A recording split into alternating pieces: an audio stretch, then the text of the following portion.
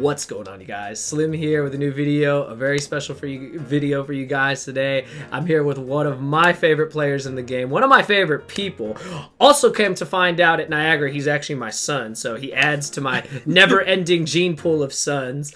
The one and only, one of the best players in the game, YCS winner, topped every event, been with him since his first top. A fun fact, me and Johnny have been profiling this man since his very first top, and he just never stopped. I think he just really liked being on the camera, and the camera just loves him, so it's pretty crazy. But I am here with the one and only, we were never sleeping on, Dominic Couch. How you doing, man? Oh, I'm doing great. Thank you for the lengthy introduction. Oh yeah, I had to do it. Yeah, no, I'm so happy to be here. I appreciate you having me on. Of course, man, of course. Yeah, and we're here to give you guys Dom's thoughts on the ban list. I've already shared my thoughts. I actually was on a podcast as well with GGYGO and a bunch of other creators. Shout out to them. That'll probably be up in a day or two. And Dom has been wanting to do content. We've been wanting to do content together for a while. And as one of the best players in the game, it's not even up for debate. You ask anybody, if you caught Fraser's podcast, shout out to the I Am Nerd podcast. You guys are insane. If you listen to his episode, Fraser praises you, Kenny praises you, and for good reason. You're a champion, you're a very humble champion, and you have the experience of a professional player that just knows the game inside and out. And I think we're gonna learn a lot from you just today in today's video to get a real analysis of a ban list from someone who plays this game to the level that you do and has had the level of success you've had. So I'm super excited for it. I'm super excited. Yeah, but before we get into it, do you have any shout outs, anything you want to plug for any of the viewers? Yeah, so I definitely want to plug my Metafy. It's at metafy.gg/Dom-couch. And then I'm also on Twitter now, and that's Dom_couch. And then obviously shout out Top Choice Gaming and Karen, my boy. My other son. my brother. And yeah, Top Choice Gaming is awesome. Check them out. They're in Colton, California. And then obviously shout out all the Mandem, all my boys. They all know who they are. The list is too long to shout them all out. But yeah. And then I'm looking into getting more into content creation, and I think that stuff's really, really cool, and try to make another competitive channel from the my viewpoint and some of my friends' viewpoints. I think that'd be really cool. But yeah, so I'm glad to be here, and we definitely get into it. Yeah, definitely. But yeah, all that stuff will be linked in the description below. Dom's Metafy is always in the description of all my videos, so be sure to just check it out, as well as Top Choice Gaming. You guys already know all the usual stuff. And yeah, the world definitely needs you as a content creator. I've always said the best players in the game will make probably the best YouTube content because you'll learn the most from it. So definitely hoping to see some big things from you, and I think everyone will be excited to see it. But yeah, so as you guys know, our ban list dropped yesterday. Just came out of nowhere, honestly. A lot of us thought it was going to come sometime this week. I think people just didn't think it was going to be on Monday, but it dropped. At first, everyone thought it was a joke, but obviously it was very accurate. And if you were on Twitter or you were on anywhere and you weren't able to live react, I always say, shout out to anyone who can live react to these ban lists, because it gets spoiled in 2 seconds. It's like a movie spoiler. It just happens. And of course, we saw what happened, and I mean, it always flips the game on its head, and people have all their opinions. But what we're going to do is we're going to go by it section by section, ban, limited, unlimited. There's actually no semi-limited, so that saves us some time. We're just going to go through it and just give your thoughts on the cards that were hit and how you feel it impacts the meta. So we'll start with the banned, and we were actually just talking this before we hit record. So in the 5 banned cards that are here, we have Fairy Tale Snow, Rototonin, Howkey Fibrax, Papega Ruler, and Red Reboot. You were playing three of them in your deck in Niagara? I was playing 3. We cut Reboot last second, or I would have been playing a 4 out of the 5 or 6. But yeah, it was I was playing Fairy Tale Snow, Howkey Fibrax, and Chaos Ruler, and they all got banned. That I could never play that deck again. You're probably the reason, Dom. I mean, you, Pack, Mr. Albany. Shout out to you, Mike Albanese. I got you. I got you. Albanese is literally the GOAT. Like, it's crazy. But yeah, no, it's pretty crazy. And I mean, I could be wrong, but if you were like really crazy and, you know, you kept the reboot and you threw in, for whatever reason, if you decided, screw it, I'm playing Sprite cards, I'm going to throw the frogs in too, you literally would have been playing all 5 cards. And that would have we almost did like swap, bro. Like when we put the Sprite Blue, I put Sprite Blue in our deck instead of like the Swap Frog engine. But like if we did it like we originally were, where we were playing like Toad instead of Baron, then we literally would have been playing all of them. That would have been so crazy. Yeah, no, definitely. But yeah, with those 5 cards, what are your thoughts on these hits? Do you think they were justified? Okay, so I definitely Fairy Tale Snow, this card definitely had to go. So like obviously this card's really fun from like the not competitive aspect, and it's like fun to play a tournament with this card, but the tier element deck was already hard enough to like hand trap and interact with, and like because we were playing Eradicator and stuff like that, it was already like very difficult to have board breaker cards for, especially because like my version we played like Baron and stuff like that, so like even cards like Evenly Matched didn't even work against us, right, to try to simplify the board. But you know, you get hand trapped a couple times, they're down to like 4, you know, drawing to 4 cards or drawing to 3 cards, and like if you ever, you know, with Chaos Ruler or Kit Kalos or Meryl or Sharon or even like Curious Mills, like if you ever like accidentally put a Snow in the grave, like the game's over. Like decks cannot beat like cards getting put face, like a card getting put face down in Yu-Gi-Oh! Like a monster is so much harder to play through than if the card was like destroyed. Because like a card like Kit Kalos, right, like that card gets like impermanence, cool, it's still like a body you can link away with. Like you're effectively trading like one for like half of a card because you're like negating the card's effects. But with a card like Fairy Tale Snow, where a card just like literally gets put face down, like sometimes it's trading even more than 1 for 1, like in like a figurative sense, not a literal sense. Because like people use like in the Sprite deck, right? They like normal summon a guy, you Fairy Tale Snow the guy that they normal summoned. Not only did you take away their normal summon, but now you've also taken away like them being able to special Sprite cards out of their hand to be able to continue playing. It like requires them to have a card like starter to even have a chance to win the game anymore.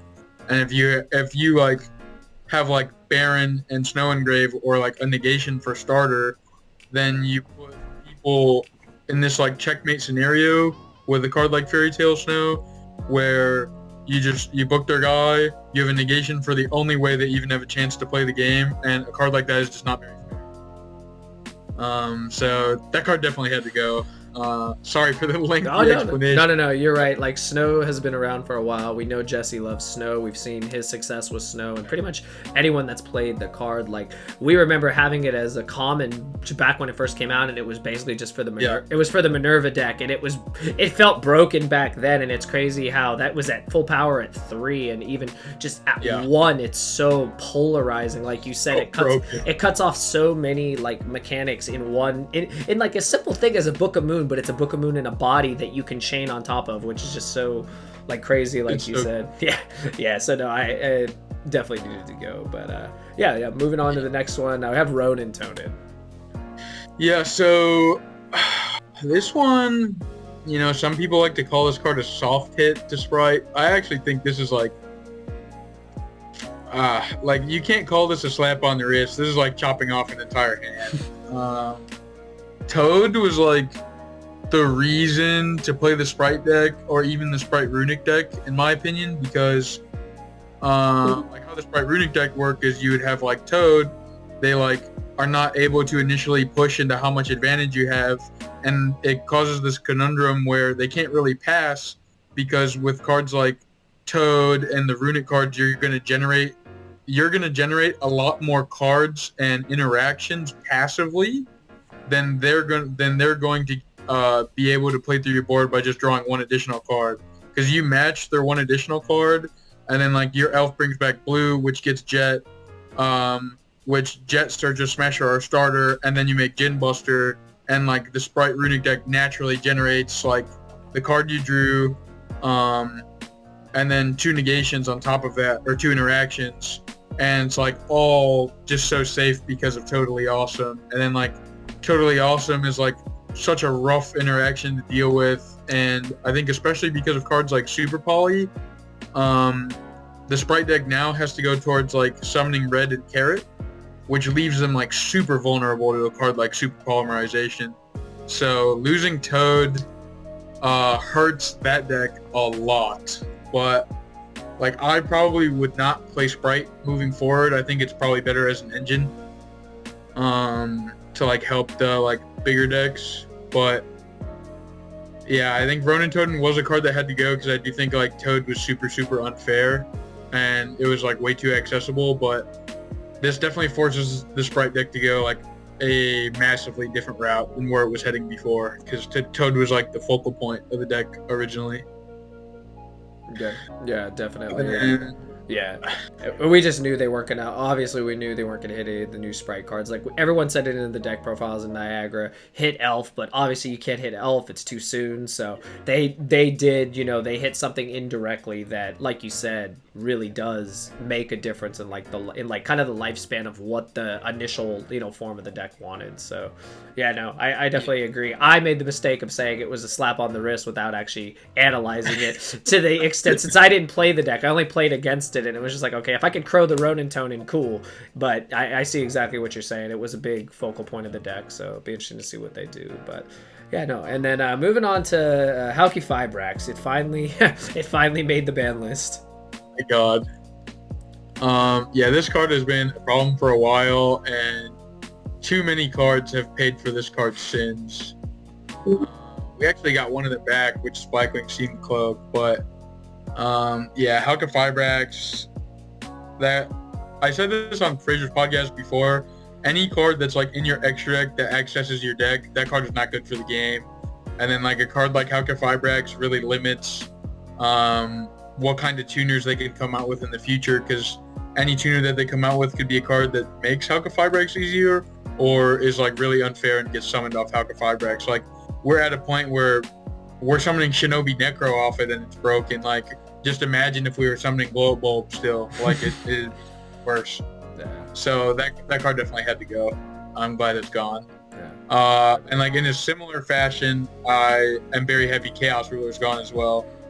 Because Emergency Teleport is at 3, and Emergency Teleport itself is not a like super broken card. Like when you see Emergency Teleport summon like Cyframe Gear Gamma, it's like feels really good, but it's not unfair. When you see it summon like a Virtual World monster, it's like really good, but it's not unfair. But when that card is like summoning Zayalman, turning into like Elf Baron without a normal summon, milling 5 cards from my deck, triggering graveyard effects and adding one to my hand for free, or like setting up calamities, like that is extremely unfair and is like very hard to come back from. So that card also has needed to go for a while. It was even like the focal point of the Dragon Link deck for so long. Like it just which shows like with how many hits the Dragon deck has had and it still tops from time to time, just shows like the sheer power and how broken that card is. It has needed to go for a while. Yeah. So I'm glad that card's gone as well. Yeah. Not to mention it at worst case, at face value, it still revives itself. After everything is said and done, it can still come back. Yeah, which in combination with Howk was even more broken than the card was alone. I think the last card that got banned was Red Reboot, right? Yeah. So like I like Red Reboot because I feel like the trap cards just get better and better and better, and even like older trap cards like Dimensional Barrier, right? There's like almost no counterplay to a card like Dimensional Barrier at all. Yeah. And so like I understand that a card like Red Reboot probably has to get banned because that card resolves against a trap deck, like the game is literally over. Like they're gonna die. There's nothing else they can really do. But like I do think it kind of sucks that there's like no counterplay or like having a chance against a card like Dimensional Barrier if your deck loses to that card nowadays. But I guess that's like an advantage that somebody chooses to have by playing a card like Dimensional Barrier in deck building, where it's a card that doesn't really do anything going second, but it's a card that's like really, really strong going first. And so them like committing 3 spots in their main deck or side deck to a card that helps going first, that doesn't really have counterplay. They're like choosing to help themselves going first instead of like giving themselves a better chance going second, and that's like a respectable deck building decision. So I like that somebody's deck building decision cannot just be thrown out the window because their opponent drew a 1-off. So I think that's cool, but I did like Red Reboot. But it's also because I normally don't play trap decks. So True. like if I played Eldritch every format, I'm sure I would have a very different opinion. Yeah. And I would be ecstatic that it's banned. Yeah, no, definitely. I think, like you said, like D-Barrier is a really good example. And another one that I know people talked about is like Eradicator. Very hard to, when the card gets set up, obviously, you can take lines to like hopefully prevent the Eradicator and stuff if you're fortunate enough to draw Nibiru and like cut off that initial play. But when you don't have stuff like that being one of the only counters, if Eradicator resolves and you rely on spells, obviously it's similar to D-Barrier. But yeah, I mean, it's something that, I mean, I think it's one of the most like controversial cards, and I say that just because there's people on both sides of the argument, and it's like my whole philosophy, just being old as I am, has always been just adapt. Like, you literally just don't have a choice. Like, you have to adapt. If you're if you were playing a trap deck, you rejoice. If we play against trap decks, well, we have other tools. They're not as impactful as Reboot. I think Reboot is one of the craziest cards against trap decks ever. Just the fact that it comes from your hand is like ridiculous. But again, it's but you also see that while the trap decks might go up in representation, they just unfortunately are not the decks that are winning, because they're not as strong and they're not as consistent as the combo decks and stuff that win the events. So interesting to see. Except in the case of Exorcister. Except in the case of Exorcister and Dimensional Shifter. You are 100% Dimension Shifter is such a crazy Yu-Gi-Oh card. Dimension Shifter is the best trap card in Yu-Gi-Oh, confirmed 100%. But, yeah. But yeah, no, that was the banned cards. There was just 5 banned cards. And then on to now the limited cards. There are 6 cards, and you actually did allude to one of them already that came back with Howkey Fibrax gone. But we got, what is it? Steam the Cloak. We got Cyberjar, O-Lion, Substitute, Spellbook of Judgment, and a Pointer of the Red Lotus. What do you think? O-Lion was a card paid sins for Howkey Fibrax, so that makes sense. Yeah. But so I guess we'll start with like Steam the Cloak and O-Lion, because they kind of go hand in hand. Steam the Cloak is actually a really, really good Yu-Gi-Oh card on its own. I'm glad that card did not go to 3, because that card is very good like in these curious decks. It's a very okay normal summon, similar to like how Phantom Skyblaster used to be back in the day. And like it, having a good level, being level 3, also means that it can help make Cherubini. It can also help make Curious, because it generates a level 1 token, so you can like make that into Linkaribo. And then it also just like being a tuner, you can like summon it next to a Nessie and just like, Baron, and then get your token back, revive it, play from there. So like, I'm glad that card did not go to 3, because I think that card is a very, very good 1-card play. But I am glad to see it come back, especially because I think Black Wings are getting more support in Darkwing Blast. So it's cool that they get that card back, because they will never get Gofu back. That is true. That card's never going to be okay. That is definitely true. O-Lion, I kind of feel the same way. Auroradon is still banned, so that card's like kind of whatever to me. Like the most it can be used for, I don't know, this might be ignorant, I might get proven wrong, but like what comes to mind initially with a card like O-Lion is like normal summon Mathematician, send to O-Lion, you get a level 3 token, and that's like Cherubini, right? So it like helps with stuff like that, and you don't have to play like Edge Imp Sabers and like put a card back from your hand, but it's like for the cost of a brick in your deck, right? So like if that card is only doing that, it could go to 3 as far as I'm concerned. I'm not sure what it'll do yet, but It is a good card, and it's probably best to test the waters with it at 1. Cyberjar. Yeah, other than like some ignorant like deck out strategy that I don't think is like going to be reliable with how many different hand traps and like effect negation cards, and like there's just so many going second cards in Yu-Gi-Oh now that there's no way like some Cyberjar strategy is like reliable. That card could go to 3 as far as I'm concerned. It's way too slow. Substitute. That Yu-Gi-Oh card is unplayable without Ronin Totem, so that card could also go back to 3. As far as I'm concerned, there's like you can't do like these mass driver shenanigans or like infinite link fodder when there's no Ronin Totem. Like the most it could do is set up like 3 Treeborn Frogs for the following turn, and like I don't think that's that impressive. So I'm cool with that card coming back. I think the last 2 are Spellbook of Judgment and a Pointer of the Red Lotus, right? Yes. Spellbook of Judgment's really interesting. I think that card could be really cool. Jesse Cotton posted a very ignorant deck list. I saw it too. Is it saying no one gets to have fun? Oh my gosh. Yeah.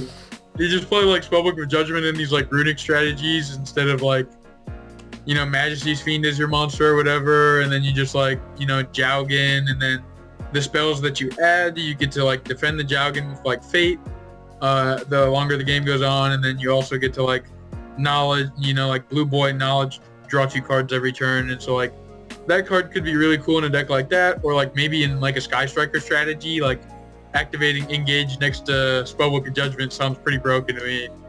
But I don't think that it'll be like super reliable as long as Eradicator sticks around in the format and Anti-Spell Fragrance. So, but that card is a cool card to come back, and I don't think it's like so broken that it can't come back.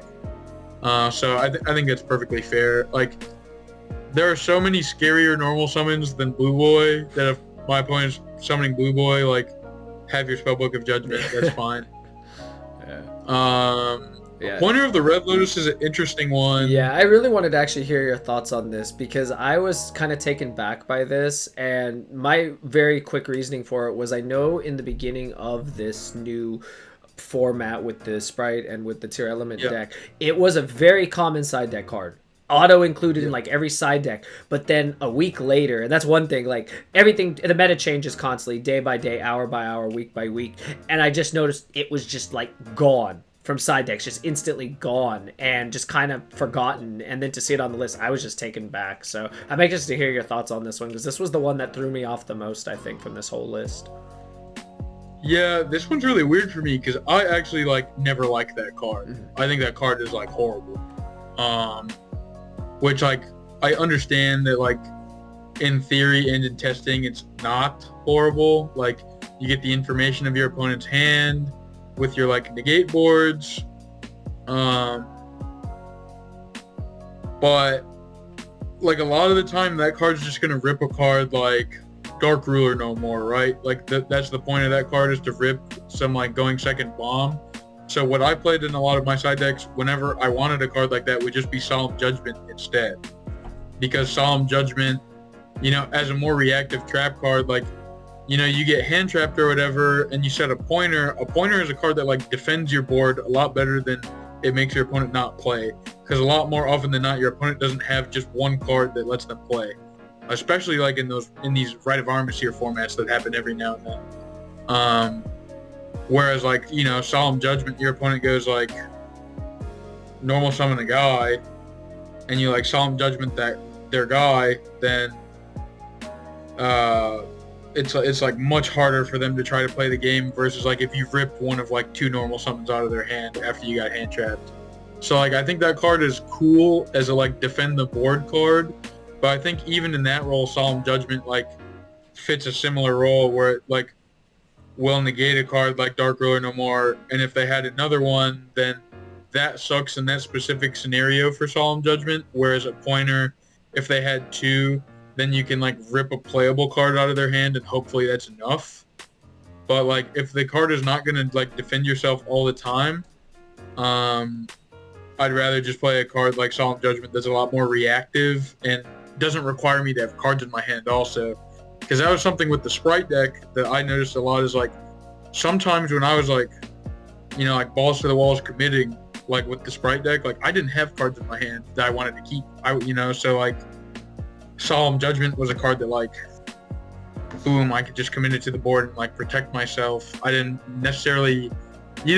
like, having knowledge of their hand always helps, but you don't necessarily need knowledge of their hand to win. And I think if you look at another deck like Tier Element, like, why would you ever want a card like this instead of just playing, like, 3 Eradicator? Because, like, Eradicator is going to rip playable spell cards out of their hand, as well as the cards that, like, remove your board, and you get to look at their hand anyway. So, like, I am kind of taken aback by, like, a pointer going to 1, but I understand why it went to 1. Like, I don't know. Konami probably just doesn't want cards, like, looking at your opponent's hand. Yeah. That's, like, a very... I don't want to say that's, like, a toxic card effect to, like, look at your opponent's hand, but it certainly does not feel fair for your opponent to, like, flip a card like that, and you're like, here's my 6 cards, man. You know, pick one, rip it out. Like, and those games are still winnable, but yeah, I think that's probably why that card got hit. And, like, I'm okay with it getting hit. I also would have been okay with it going to 3. It's not a card that I think is criminal for it to go to 1, but I also don't think it's, like, unreasonable to be at 3. So yeah, makes sense. That card's just been floating around side decks for a long time, so it's okay. Yeah. No, definitely. It was a really good analysis of that. So that's why we have you on, Dom. You give these real, like, you know, I'm on, you know, I'm at ground zero playing in top cuts all the time. I know what cards work and what cards don't work. So yeah, sometimes it's a little long-winded, but no. Trust me, it's valuable knowledge. So yeah, so that was our limited section, and then there was no semi-limited. We still have the same 3 cards. Desires, I think Malicious, and Desires, Pinky, and Mally, which are like. Yeah. Semi-limited is a really weird place because it needs to be like, for semi-limited to ever make sense, it needs to be a card like Destiny Hero Malicious or like Reborn Tengu that, like, matters how many copies of it are in your deck, or it needs to be like some consistency power spell like Pod Desires makes sense, and then, like, you know, the semi-limit of Tenki as like a consistency card, like, makes sense. Like if a card like Reinforcement of the Army was not as good as it is, there are better warrior targets than beast warrior targets. So, like, Rhoda being at 1 instead of 2 makes sense, but, like, a card like Rhoda, like, in the similar category, are cards that I think could be at 2, like, instead of 3. Or like Nadir Servant, right? Fusion Destiny, those cards that used to be there make sense to be there. Yeah. Definitely. But it's really hard to have a card that makes sense to be there the majority of the time. Yeah, no, definitely. But yeah, so now just moving on to the last section. So the unlimited, we got, let's see, 1, 2, 3, 4, 5, 6, what is it, 7 cards? 3, 4, yeah, about 7 cards. So we got Dynamite Knight, True Draco guy. Shout out to Sledmeister. That is our Lord and Savior. We've got what is it? Ben 10. We've got the Shooting Riser. You already mentioned Fusion Destiny, Nadir Servant, Trickstar Light Stage, and Wall of Revealing Light. So, yeah, whichever ones you want to start with. I mean, no, there's more in this section than any of the other sections, but I think some of them returning to 3 was warranted for pretty much obvious reasons. But I'm not mad at any of these going back to 3. The only one I'm kind of like, ooh, maybe I should have stayed at 2 is Nadir Servant, because I think it's really, really good. But I'm just trying to normal summon Alistair, man. That's all we're trying to do. We're trying, bro. Shout out to Joe Dietrich. That's what we're trying to do, bro. Like, we're trying to I saw his post. Like, we're trying to normal Alistair, have the Nadir, hard draw the Fusion Destiny without the bricks every time, guaranteed. Now that it's back at 3, we're never gonna draw the bricks. So it would be nice. It would be nice. Yeah. No, but no, I agree. Nadir back to 3 shocked me, like, in a good way, and, you know, seeing it from your perspective, that the card is play at 2. I think is why I went back to 3. Like, having the restriction that the Dogmatica cards impose upon your deck is already a hefty price. And, like, I think I'm willing to pay that price, like, in certain formats when I get to play, like, 3 of a power spell for it. But when you only get to play 2, it's like, dang, I don't know if that's, like, really worth it. Which is also why I said that, like, a card like Nadir Servant before, when it got really good, made sense to be semi-limited, right? Because it makes a player choose in their deck building, like, dang, do I really want to sacrifice like this element of the game, or like impose this restriction upon myself sometimes? Because like the chances of opening a 2 of versus opening a 3 of are drastically different. So I think that like Nadir Servant made sense to go to 3 because it wasn't seeing play, so it's not really a problem. Like, and the game is so fast, and Eradicator and Anti-Spell are in the format that I think that like unlimited normal spell cards is fine. So that card's fine to go back to 3.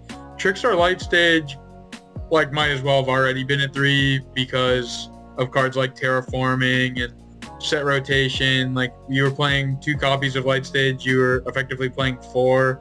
Like, increasing it to 5 does not like make that big of a difference. It's just like 1 extra deck spot in somebody's deck. So I'm like, okay, that card was already at 3 with Terraforming. I don't mind that it's at 4. It's like fine. It was only really seeing play in the Sprite deck, but I do think that Light Stage is a very good card that at 3 may see more play than at 2 because it's more reliable, even if it was already at 3 copies with Terraforming. Wall of Revealing Light, that card's like literally unplayable. That card could be at 3. Shooting Riser Dragon, the only reason that card was limited was because of Crystron Halka-Fibrax, I believe. Because like you could make one on your own turn with like send Fairy Tail Snow or whatever, and then Halka-Fibrax like tags out to summon the second one on their turn instead of a card like Formula Synchron, right? Or instead of TG Wonder Magician in the decks that like were not scything. So that's like the only reason. Like in my Hartford deck, for example, that I built with Avery Foster and Kobe Short, we played Formula Synchron to summon off our Halka-Fibrax, but we said multiple times, like, man, if Shooting Riser did not get limited, we would have just played 2 of this card instead. So like that card was only at 1 because of Hulk, and now that Hulk is gone, there's no reason for that card not to be at 3. Ben 10, Drytron really wasn't seeing play in like these formats, and again, that's another deck that just like, you know, against like these boards that exist nowadays, need like some form of power spell card to like be able to break these boards, and like Eradicator and all the stuff existing and like Evo being banned makes the deck like weaker going first than it was prior. So like I think like limit testing a bit and seeing, you know, giving it 3 Ben 10 back, like there's not that big a difference between 2 and 3 Ben 10 because you just wanted to have an additional Ben 10 once you put one in the graveyard anyway. And like there's ways around it, like you could play like Megalith Full and stuff like that, and like consistency wise it doesn't actually increase consistency of the deck too much to have an additional Ben 10 because they already had like 3 preparation of rights anyway. So, you know, it's the number between 5 and 6 is marginal. So I think Ben 10 going to 3 is fine. Dynamite Knight, the True Draco Fighter, is interesting because there's new Draco Slayer cards that come out. So like maybe might be trying to push like True Draco with the Dynamite, with like the Dynamite Knuckler and like the Ignis card. Like they may be trying to push like a Diagram collab of like the Draco Slayer decks a little bit, but Diagram is still at 1. So I do not think that the True Draco deck will like magically become broken because Dynamite Knight went from 2 to 3. So that's fine. Yeah. Card just shouldn't be semi-limited. Yeah. Most cards should not be semi-limited. And then the last card is Fusion Destiny, which was at a weird spot last format because it's really hard with no Verte to make the concession to play 2 good cards in your deck for 2 bad cards in your deck. But I think it may see more play now at 3 because you get to play 3 good cards for 2 bad cards, which is still not a great ratio, but you're at least getting to play more good cards than bad cards. And I think that like these new Bysted cards that come out at Darkwing Blast like kind of invalidate DPE anyway, or like make DPE like easier to deal with because there's so many DD Crow effects that will exist in the format. So I'm like perfectly fine with it coming back and like testing the waters. And yeah, I guess like cards that I wish got hit. The one everybody wishes got hit. I was hoping Mystic Mine would be banned, but it is not. Which is, you know, I'm not like throwing a tantrum about it. I think that like Mystic Mine being legal is still fine. I said this before on like Fraser's podcast that I don't like cards like Mystic Mine, but until they start printing like cards that can have a similar impact on the game when you go second, because going first in Yu-Gi-Oh is so broken all of the time, like with how fast these decks are right now, like until there's a card that's similar to like the power level of Mine, maybe not doing the same thing because Mine is like a very unfun Yu-Gi-Oh card. But until there's a card that does something similar, that card like is fine to be legal, as much as I hate that card. And I wish Called by the Grave probably got banned. I hate that card's at 1. Like, that card should be at like 3 or 0 is how I feel about it. I really, really hate like sacky 1-ofs. They're just like auto inclusions. And then this Instant Fusion card, kind of the same thing. That card's like way too ignorant with Kit Kalos. It's not just a free body anymore. It's like arguably even better now than when Norden was legal, and that's like really saying something. And then I wish that Sekka's Light went back to 3. Yeah. I think that like with the good dangers, other than Nessie being limited, like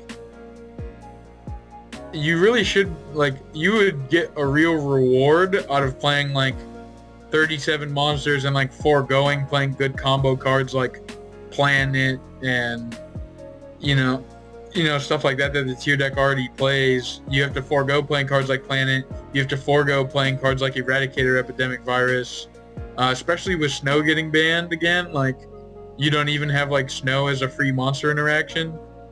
I think that like paying the price of not playing other spells and traps like to play Sekka's Light is probably fine nowadays. So I think that card could have come back. I'm looking really quick here. This card destruction card, that card does not need to be legal. Yeah. There's like, but that would be like a preemptive thing because there are these new Dark World cards that come out. Yes. And like this card destruction card does not need to be discarding 5 Dark World monsters. That doesn't need to happen. Yeah. And I think other than that, let me look really quick. I think not hitting the Rite of Armistier engine was fine. That engine has been like kind of subpar these last couple formats, or like the last format really. So that card's fine. It like doesn't need to be addressed until it becomes a problem again. I do think that Curious or Griffin should have been banned. Like one or the other. Preferably Curious because I hate cards that access the deck. I think they're really unfair. But I think that those cards go hand in hand and never do anything fair together. So like getting rid of one of them is a good call to address both. And then if you weren't going to touch one of those cards, I wish they would have touched Eradicator or Anti-Spell Fragrance, because that is going to continue to play Yu-Gi-Oh! Yep. As long as it is easy to access. But other than that, I think that's like my big ban list analysis. Yeah. And a hell of an analysis it was. Yeah, you could definitely see you put a lot of thought into it. And I definitely agree with a lot of the stuff you're saying. I think everyone, the viewers especially, will really, enjoy, just your perspective. Like I said, being at ground zero, being on the front of, playing in finals, playing in top cuts all the time, consistently in pretty much every event, and just knowing the meta and just all the decks, like the way you do the interactions and stuff that you do. And yeah, and one thing like I've always said is with every ban list, for as long as I've played, and I've played for 20 years now, it's crazy to think about it, just really shows my age, I guess, but we've gone through so many different ban lists, from having a set date to just the ban list will drop when the ban list will drop, to being in unison with the OCG. And I just always believed, and I even tweeted it this morning, that if you really do love this game, at the end of the day, you will still play this game, list or no Yeah. list. And I still fully believe that attendance has been insane for events. And I think as a community, the majority still really do love this game. And obviously, you know, we love this game for reasons, you know, beyond just the cards itself. The cards are like such a small part of it. It's, you know, the people you meet, it's the experiences, it's the traveling, it's all of that. But I think that's going to keep the game thriving no matter what the format is. So yeah, it'll be interesting to see. But like I always say, with every format, just, you know, saddle up and adapt. That's gonna be it. And yeah, I know for you, and I believe also for myself, our next event is a YCS Minneapolis next month. That's fine. Next month. Yeah, next month in October. So yeah, it'll definitely be interesting. And yeah, just, you know, first I want to say thank you, Dom, for being on the channel. You're just a natural you're a natural content creator for sure. And I hope everyone will just spam the comments and tell Dom he's got to make a channel. You got to do it. Yeah. If enough people comment, man, I don't really have a choice. I have to. Yeah. And I'll just keep bothering you till you do. So, you know, so that might be one of the factors too. But you know, thank you for being a guest. I think you gave a great analysis. And if you guys want to see more content like this, you want to see more stuff like me and Dom, you know, just, you know, going over the format, going over stuff like this. You want me to bring on other players? You know, I know you have a whole plethora of players that, you know, just, you know, you can pick their brains and vice versa. And I think it makes for really good just content for, you know, just for all levels of players, especially in the competitive format. But you know, thank you for being on the channel, man, and hopefully you guys enjoyed the video. You know, smash that like button if you did, and we will see you guys in the next one. Thank you for watching.